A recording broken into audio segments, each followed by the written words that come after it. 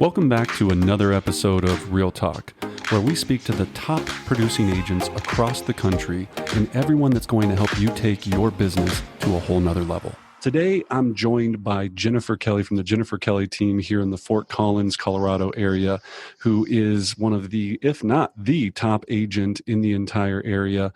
Also, wonderful mother, philanthropist, investor, right? Owns multiple properties, does a lot of different investment things, is an advocate for helping buyers get the best value or get the best properties available, and helps sellers get the best price for their home. Has been in the business for, let me just introduce you, Jennifer. I'm doing all this talking. Why don't I let you talk about yourself? So Jennifer, welcome. Why don't you tell us a little bit about your path into real estate and currently where you're at now? Well, thank you. Thank you for having me. You make me sound smart. But you are. You're phenomenal. That's so funny. My path into real estate was a little bit of a journey. I joke about taking the scenic route to the places that I go, but I used to be in law enforcement, and I had realized that my retirement was not going to suffice for me to be able to retire. You know, it's a different plan. It wasn't pension.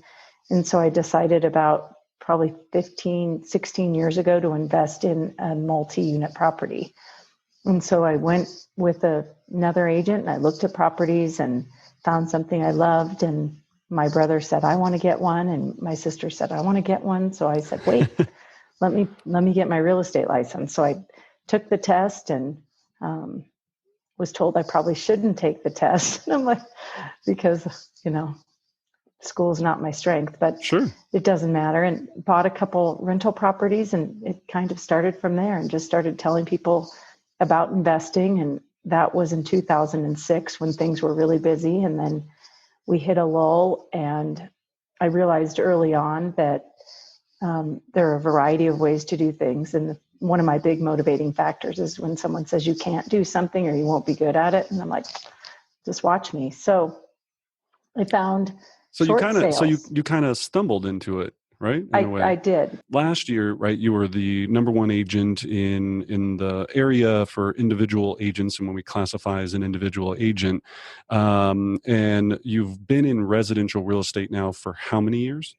14. Okay, so 14 years. And prior to that, when you said law enforcement, you were actually a detective, right? I was, yes. So a detective. So the need for you to go into real estate came from helping family members start buying their first investment properties. Yes. Okay, and then now, all right, cool. Now take me through the short sale, because you were saying this is just when we started getting into that. And so I had someone there were short sales. It was just the beginning of, the recession that we were in, and somebody said, can you do a short sale? And I said, what's a short sale? I learned a little bit about short sales, knowing that we were asking the bank to take less than what the property is owed. And so the paperwork and all of the stuff needed for the short sale reminded me of a felony filing. So, I was like, I got this. I can. So basically what you have to do is take it from the homeowner's perspective and then provide the bank with all the documentation necessary to get them to approve that short sale. So that came very easy for me. And I ended up doing a bunch of short sales and loan modifications for people.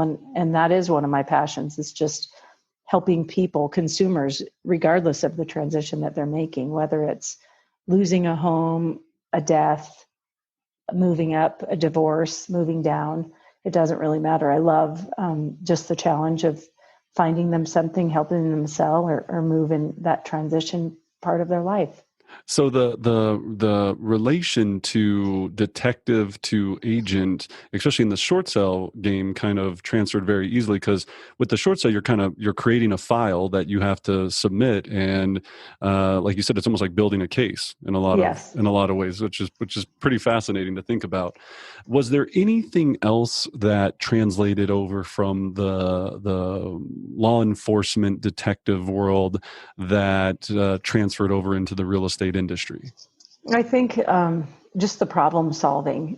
I think people think that real estate is just such a smooth transaction, and you don't have to, you don't have hurdles. And I think understanding the business and all aspects of the business was important for me.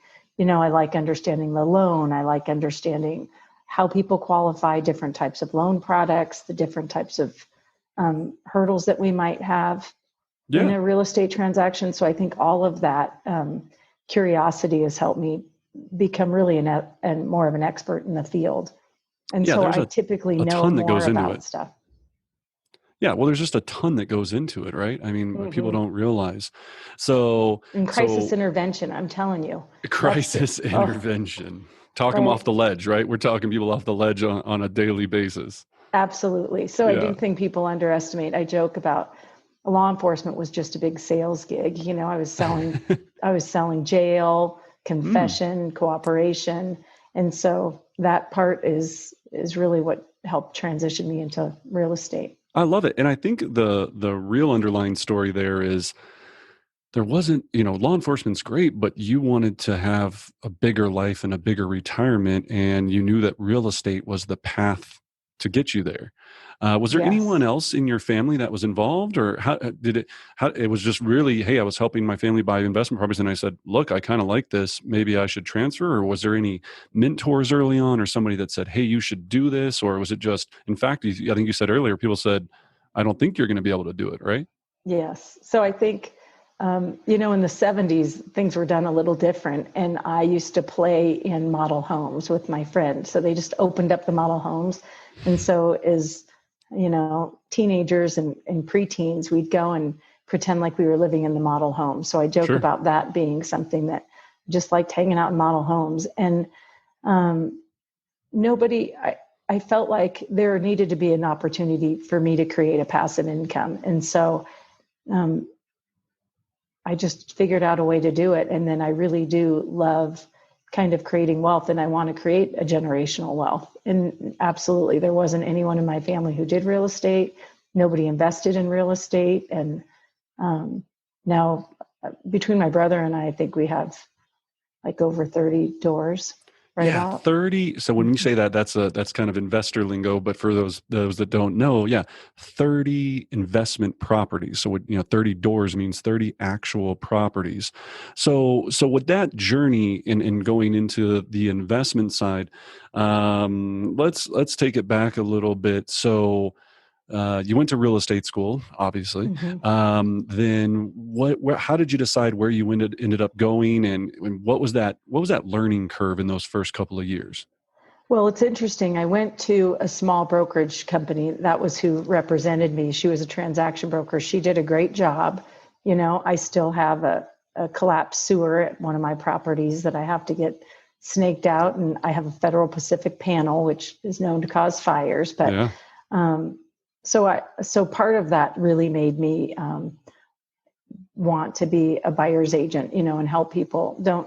Let's ask this to be fixed, or a seller's agent. So I act as an agent, and I'm an agent through and through. But I went to a small brokerage, and then I was doing well, and I just really used my sphere of influence. And then, honestly, I would meet people at the grocery store with short sales or foreclosures. That was a big hot spot for people, and people wanted to know about it. Right. So I just started asking everybody I knew. I went to the foreclosure sale. These poor real estate agents who'd been there for a while, I was like, well, tell me how you do this. Understood liens. And then just started talking to everybody. Then I decided I wanted to be, I was a big fish with a small real estate company, and I wanted to be a small fish in a big real estate company. Gotcha. And so I transferred to Remax, and a national name brand, and then ended up transferring to another brokerage, and then ended up landing at Keller Williams, where I was an individual agent. So my team disbanded, and I just have been selling real estate as Jennifer Kelly for the last 4 years with a full-time assistant. I love it. So those decisions were made based upon, because at one point you did have a team, and then you said, you know what? Tell us about that a little bit. What made the decision to say, you know what, I don't want to maybe do that anymore? What did that look like? Well, I think there were a lot of, when I built a team, I did not build, the foundation wasn't good. It was kind of, I was just winging it. Honestly, I just would wing everything that I did. Part of what I liked about a national name brand is they did have the advertising, because I learned it when I say take the scenic route everywhere I go. There are systems and there are things that you can have that can really help you. You don't have to do as I did. You can, learn from my mistakes, but not having to create my own marketing and being able to understand the systems helped me. Well, let me go back. Sorry. The team, no. I just had a bunch of agents. I wanted to leverage my time. Sure. And so I was so busy. I had a buyer's agent. And then so for my first hire was a buyer's agent. And then I had an assistant. And then I had that buyer agent quit. So I had another buyer agent. And then I had a few more agents. And so I ended up having a few agents and started kind of coaching a little bit and providing some systems. So I learned that I have systems.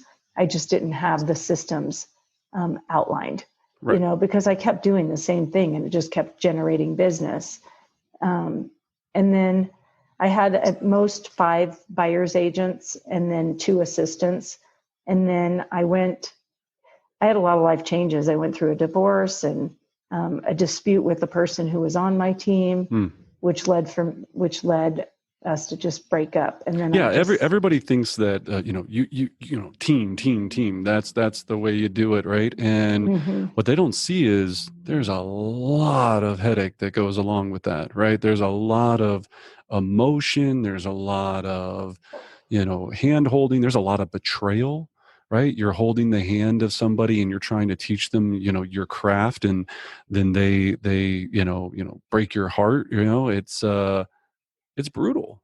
It's brutal. Hard. And it was the Jennifer Kelly team, Yeah. So then it was my name. And so if they were doing something that I didn't like or I felt like was unethical, that's a hard no for me. So yeah. I'm an agent, but I'm also very fair and ethical, and I like the contract and I'm going to follow it. And so, right. Yeah. So there was some chances to just say, this is not what I want. Yeah. So life changed. And then you decided, okay, I'm going to move companies and I'm going to go back to being an individual agent. Any regrets there? Do you feel good about that decision? I feel great. I think part of the benefit, to coming to Keller Williams is just having the structure. First, I loved Mega Camp. It was this company, and I realize this isn't a Keller Williams chat, but I really felt like I was welcome with open arms, and the knowledge and expertise that you learn from everybody. It was such a breath of fresh air from different conferences where I've been to before, where they just, they are so excited about the volume and production, but nobody says how you got there. Right. And then here I go to Mega Camp and everybody's willing to just share how they did it. And I joke, if you do 60 units, there's 240,000 people here. Right? Like there's so much more real estate to capture. With 60 is a lot, but there's still a lot more opportunities. So right. Moving to Keller Williams, learning more about systems and how to build a team properly, your right hires, going to I can't remember, career visioning, I guess it is. Yeah. Learning how to hire right. There's just so much opportunity to have, to learn and to build a business, where I was just selling real estate before. So right. I came to Keller Williams and now I'm starting to build a business.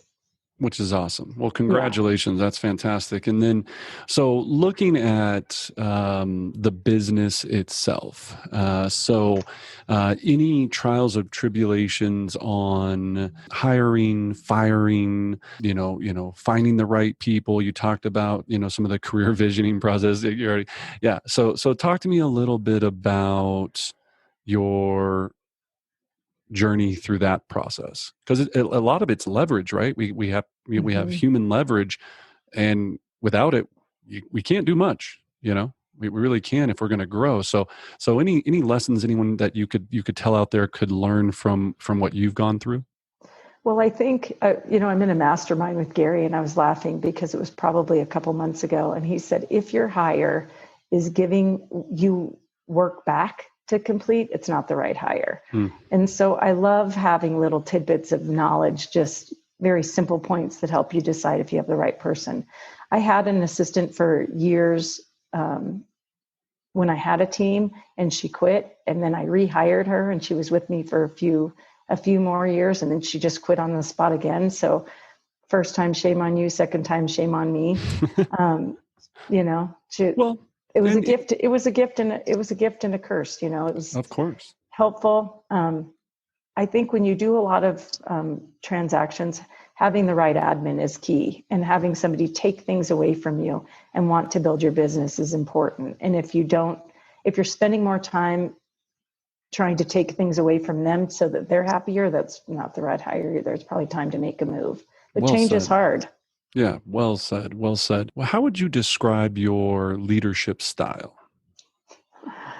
Oh my goodness. I'm a high D. And so I'm very direct and I'm passionate about what I do. I don't know that I think there's some opportunity for growth with my leadership style. I need to be more systematic, and that's really what I've been trying to do this year, is to create more time to be a better leader. Yeah, well, what I know from you is you're extremely caring, right? And even being a high D, I think, with a lot of the high Ds out there, we get into this habit of we care so much, and we think that we are caring in the right way, and sometimes it might not come across that way, right? But I know with people that you've had in your world, you've help them, with insurance and vacations and buying them, I think vehicles and, certain different things along the way. Right. Have you learned that from those processes, I guess, a way to make it more systematic, right? Are you developing more systematic tools to make it more consistent, or is that still something you're battling? No, that I'm getting better, and I'm excited. Like this year has been it's such a crazy year, as we know, with COVID and everything else, but I have been able to really structure my business. I have everything. I know exactly the step by step of everything that we're doing. It's still changing, but I have a great buyer book. I have a great listing book. I have a step-by-step for buyers, sellers, under contracts. We have workflows for everything. And then let's stop. The word that rings my ear, right? A workflow. So talk to the audience a little bit about that, and so our listeners. So when you say the word workflow, what does that mean, and how did you decide to start developing those? Okay, well, this is funny because you helped me do that. And the first time I saw workflow, I was like, oh my God, you want me to do what? And so, but the beautiful thing about it is I really did realize doing those workflows. So a workflow is where you just define everything that you do from the beginning until the end. And so I realized that I do have systems, and I did do the same thing. But the problem is if I left, or if somebody else left, nobody knew what I was doing. And it was like Groundhog Day. I'm telling them the same thing over and over. So this is just a written down guideline from the very beginning to the very end of what I expect, where to go, who to contact, when to do it, the order to do it. And it really it's helped with training tremendously. That's awesome. You just took what you did and then documented it. Right. Sure. It was, you knew it in your head, it was there, and you were doing a lot of the right things. Obviously, that's why you were so successful. But every time somebody would leave or come into your life or your organization, you were having to reinvent the wheel with them. And then you would get frustrated, right? Because you're like, oh, they're not getting it fast enough, or, and it's like, well, we've got to be able to explain it to them too a little bit, right? So that's awesome. I think that is, if anyone could take note from that, is it seems boring and mundane, right? How fun is it to make a workflow? Oh my gosh. You know what? Well, I will tell you, it was awful, except for then I made it look pretty, and then I'm like, ooh, now I want it to really, really resonate with exactly what it is I do. And so it's funny because it was version 1 and now we're like at version 90, I've changed it so many times. And I think part of the frustration with people working with me is it did change, but the goal was to change so that it was more clear for everyone. Absolutely. So there wasn't confusion on what to do. Yeah. So. No, well done. So how do you manage, selling a massive amount of real estate and balance the property management and having, 20, 30, 35 doors? How is that structured? So my daughter's helping me, and I will tell you, I have a workflow for that too. So we did workflows for the rental properties, and then that's on an Excel spreadsheet. So we have all the properties and the tenants and everything on a spreadsheet. So my daughter helps with that. So somebody's toilet breaks. What happens? One of your tenants' toilet breaks. So then they call Megan, my daughter, who then will send out the plumber. And so we have a list of vendors, and it's done that way. I get paid through Venmo. Oh, perfect. Excellent. So, yeah, I love Venmo. It's great. Sorry, we had a weird noise there for the building. It makes it so all your tenants pay through Venmo, which is I have an executive rental that's furnished that I get a check from a finance company. But other than that, they all pay through Venmo. So Megan, your daughter, handling the property management, calls come in, that's sorted, getting all your payments through Venmo. What have you learned as you started to add more doors? Because me and you, I think, even talked, and I think you're even getting to the point where, are you still looking to add on more, or do you feel this is the right amount to manage, or are you looking to kind of get out of a few of them? Where are you at with the whole investment portfolio side? Well, right now I'm kind of in a holding pattern. I think I want to look at some commercial property to see what happens with that. Okay. So maybe sell some individual ones and consolidate that into like either commercial or multi-units. Yeah. I have a few multi-units. I'm waiting to see what happens with this, I think commercial space, there'll be some opportunities to pick up some things. So we'll see. I really am in a holding pattern other than a commercial space just to sell real estate from. That's kind of my primary focus, but I think I'm done with residential for now. Gotcha. So with the investment, you have one full-time TC or executive assistant, however you want to call it. TC, just transaction coordinator, transaction manager, and then Megan, your daughter, who is handling a lot of the other pieces of it. What's the next critical hire for you, and why? Well, we've talked about this, and I know nobody else has heard it, but I think I really do need another admin. So there's enough work to be able to get another admin to kind of help with the listings, and then to allow Megan to do some showings. And so we'll have a listing person and then an admin, a TC admin. Yeah, so listing manager and then TC, and then Megan kind of there to support a number of different things. And also, I know she's a showing partner. She shows properties for you, and she's amazing. So excellent. All right. So if you're out there and you're looking to join an amazing agent, owner, leader, mother, friend, you can connect with Jennifer on that and send your resume to her. We'll have some information here at the end where you can connect with her there. So going forward, then, we talked about workflows. Talk to me a little bit about technology, right? How has that affected you? How have you embraced it, or did it take a while to embrace it? Talk to me about your journey with tech and what it's done against you. Well, tech is funny because, I had the privilege of being part of Command when it first launched. I had a full-time assistant then. And so I think that transition was difficult for her. So she was kind of 1 foot in and 1 foot out.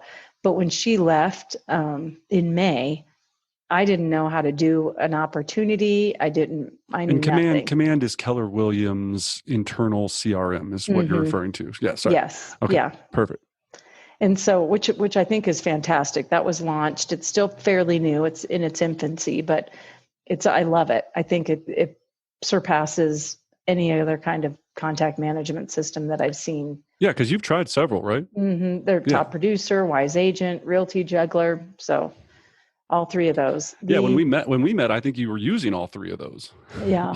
Yeah. Top producer, not, but yeah, Okay. a little bit of each. So it was Yeah. kind of just a mishmash. And that was part of my goal in kind of streamlining and outlining the business and creating a business, was having a contact management system that can do a multitude of activities, where we're not doing it in Canva, uploading it, saving it, posting it here, posting it there, to be able to streamline that process. Yes, absolutely. So once my assistant quit, I had to figure it out. And so I just embraced it. And would you consider yourself a techie person? Well, honestly, back in the 80s, I was. Yeah.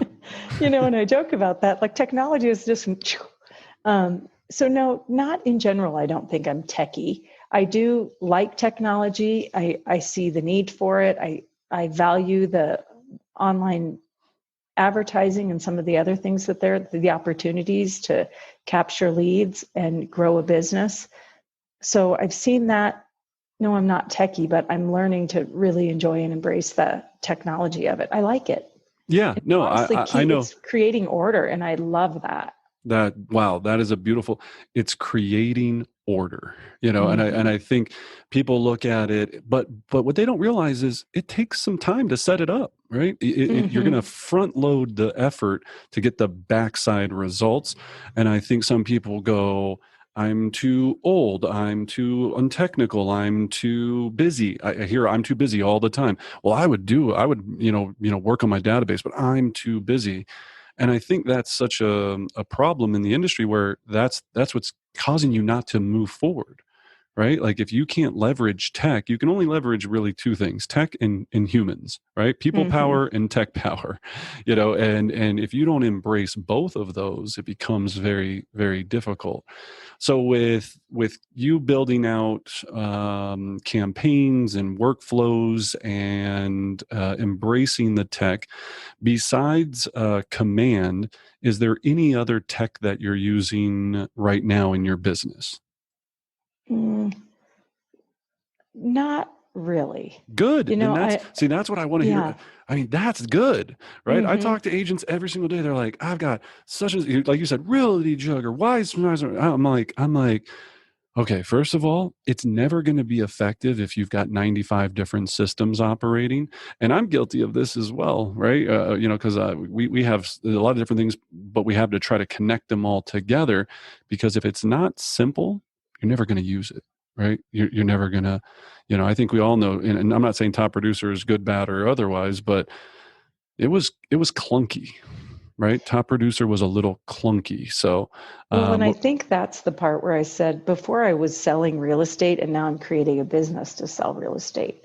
Not using the technology and having an Excel spreadsheet, or having Realty Juggler, or having, just an older contact management system. You really are just kind of documenting it to sell real estate, where this creates a business that creates the wheel to create the business to be able to embrace and contact a variety of people in a variety of ways with just one system, and that I knew that had to be out there. And that was my desire when I said we shouldn't have to use all these different things to contact people.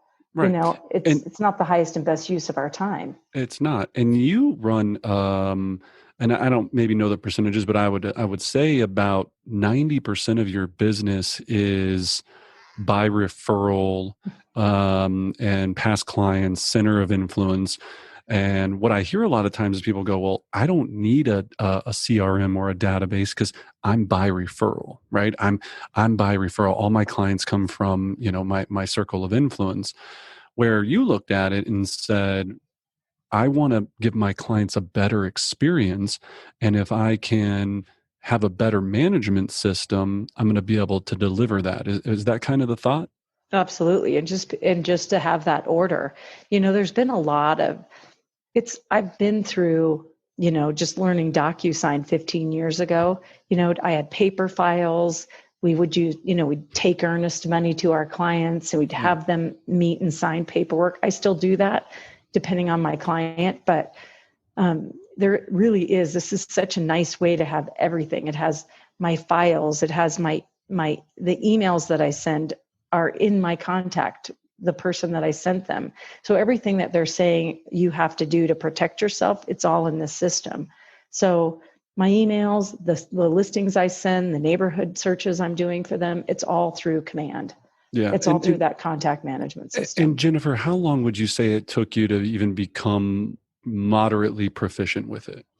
Well, not that long. I mean, I had to. So I started in May. I think I'm fairly proficient. Like I just said, okay, I have now little tasks I want to learn. I want to learn more about the tasks, and I want to learn more about some of the texting features. Sure. But getting my database really dialed in, and then understanding how to do like the Facebook ads from Command.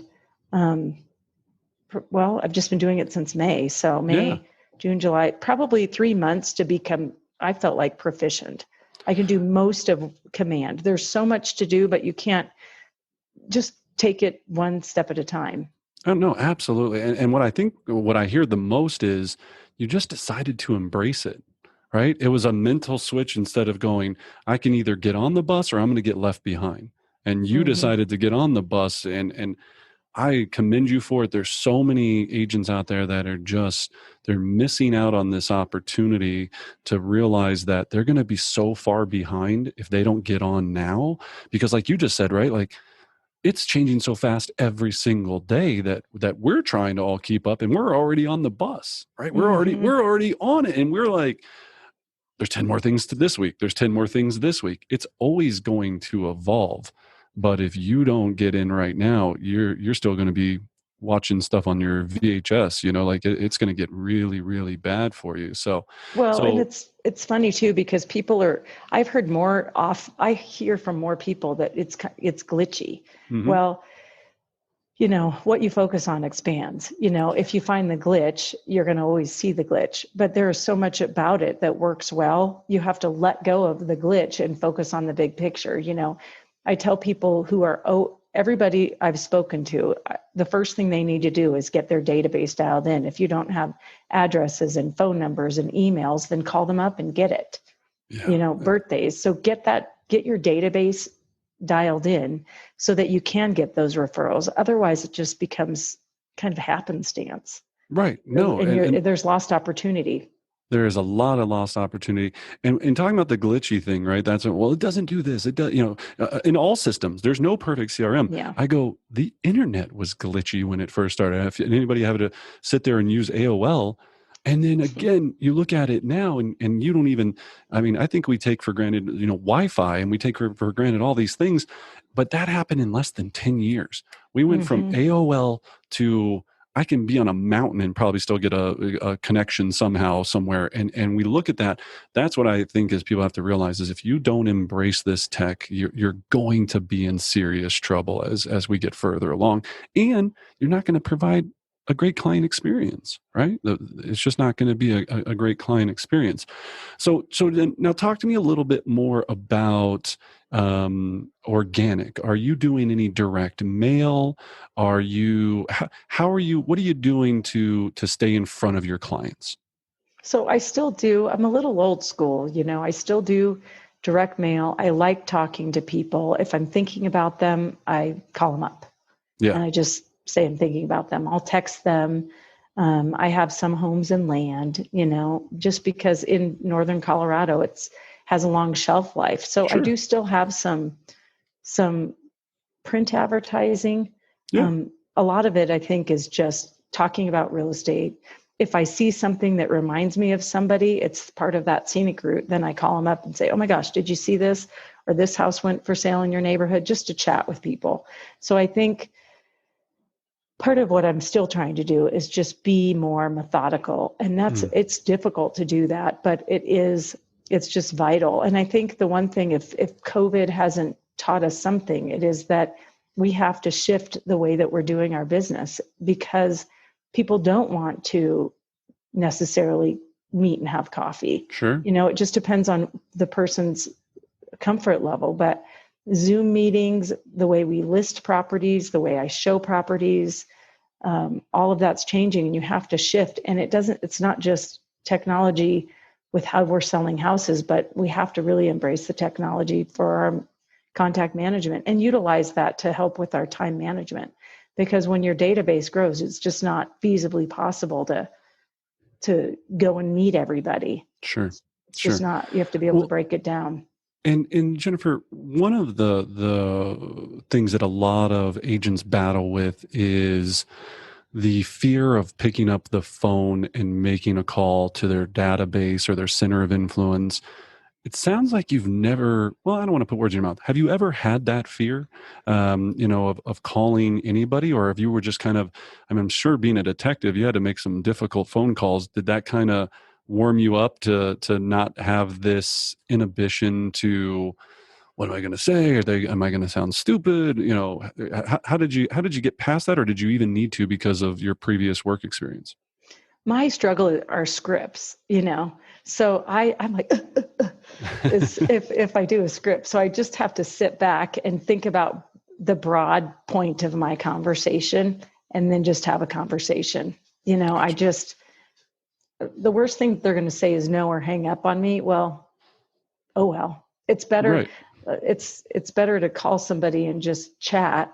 And there are people that have said, nope, I don't want to work with you. And I said, okay, well, I appreciate your feedback and I wish you the best of luck. They worked with somebody else on my team and then they called me and, well, I kept in communication with them, sending emails or sending out notes or cards, for different things. So they said, you certainly did a good job of keeping in contact, but I prefer the one of the other people on my team. That Yeah. There's not a shoe for every foot. Right. And I think that's what we struggle with, because it kind of hurts our feelings, right? Sometimes, we're like, oh, really?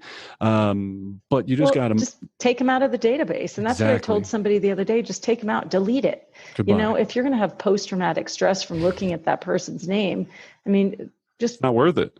It isn't worth it. Just let it go, because spending time focusing on the people who you struggle with, it prevents you from focusing on the people that you have good relationships with.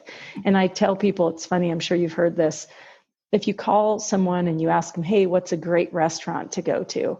And if they can't tell you where to eat, they're not probably going to tell your friends to use you as a real estate agent. So it doesn't mean that you're not going to continue to contact them.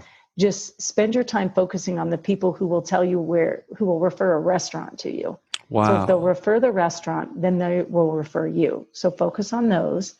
If they don't, put them in your B. Just contact them and let them know that they're there. You're there for them. That is a very, very cool tip. Yeah. So if they wouldn't recommend you a restaurant, they're probably not going to recommend you to a friend or a family member. Absolutely. I love it doesn't that. mean that you don't want to. Yeah. It doesn't mean that you don't want to continue to communicate with them, but don't focus on those people. Like, why didn't you refer me? Well, because that's just not who they are. Sure. So focus on, your raving fans and find out who the raving fans are and call them, do pop-bys or whatever. So smart. So smart. So then. So don't take it personally. Honestly, I think that's probably the biggest thing in law enforcement. I joke with people and they said, it's not personal. I said, well, I didn't take it personal. So I said, if you want it to be personal, you kind of have to say, Jennifer, this is personal. I'll be like, oh, okay. Now I know. Well, I just think it's fascinating that, so many people get in their emotions about it. And what I always talk about, and I know me and Eve, you've talked about it, is 90% of, and I'm sure you know this from law enforcement, 90% of if somebody's projecting something at you, it's not you that they're upset with. It's what happened that morning. They wrecked their car, their dog ate their paper, their wife left them, whatever it is. We just as real estate agents take the blunt of a lot of stress and emotion, and it's not usually directed at us. It's just, we're the byproduct of it, unfortunately. So, and this is the biggest purchase, the biggest purchase they're going to make, or the biggest sale, and it's an emotional roller coaster. And I think just having to ride the roller coaster and understand that it's not personal. And if somebody's being rude, or I sometimes call them on it. I just said, is there some reason why you feel the need to speak to me like that? Right. Help me understand. So when I say help me understand, you know that I'm frustrated. Sure. But I say it with a smile so it doesn't come across that way, you know? Well, I love that word or that phrase, help me understand, tell me more, right? To help me understand, tell me more. It's so powerful. So Jennifer, looking at it, so 15 years in the business, ultra successful, have helped, thousands of buyers and sellers. If you could go back and think about in the earlier stages, one thing that you wish you would have done earlier to improve your business or to make your real estate business easier, what would you have done? Well, my database and systems, honestly, those workflows have been like, creating just the good systems, understanding what my highest and best use of my time is. I think as real estate agents, we want to, or realtors, we want to do everything and be everything to everybody. And you really do have to say, okay, what is the highest and best use of my time? And where can I outsource that? Who can I put this off on so that it's done the way that I like to, and let's create a system. There's so many opportunities for businesses and launching new businesses that help make your business easier and better. So I think understanding how to leverage. Yeah, leverage is the key. So, well, Jennifer, thank you. I think you've enlightened a lot of our listeners with so much good information. As I said before, obviously currently looking for a listing manager. So if anyone's listening to this and you know somebody amazing in the general Fort Collins, Colorado area, point them towards Jennifer's way. And then Jennifer, for all the amazing agents that might have questions about your success with getting past tech or workflows or anything, I know you're always willing to take a phone call and help. And then also for all of the buyers, sellers, and especially investors. I mean, if anyone's looking out there to buy, sell, or invest in real estate, she doesn't only live it, or doesn't only talk about it. She lives it, right? She knows the 2 a.m. phone calls and having to run out and fix a broken furnace and these things, and the things over the years of doing that. So if you want somebody that's an insider, right, you need to connect with Jennifer and make sure that you learn and understand how to grow wealth and legacy wealth through real estate. So Jennifer, how can buyers, sellers, investors, and possibly a future listing manager connect with you? Where should we find you? So you can call me or text me, and then my number is 970-581-9005. You can email me at jenniferkellyteam@kw.com, or you can find me at jenniferkellyteam.com. I love it. And we'll have all of that obviously in the description, in the bio, and we'll have it posted everywhere so everyone can easily get to it, and ways to connect with her on social and all those different ways. Well, Jennifer, I can't thank you enough. That was a wealth of knowledge, and being so honest about, what went right, what went wrong, where you're at now and what you're trying to accomplish. So thank you for joining us for another episode of Real Talk with Brendan Bardick Coaching, where our mission is to train the most elite real estate agents and coaches on earth. We're going to be here every Thursday giving you top secrets, strategies from the top agents across the country. So enjoy, learn, and as always, I wish you great success.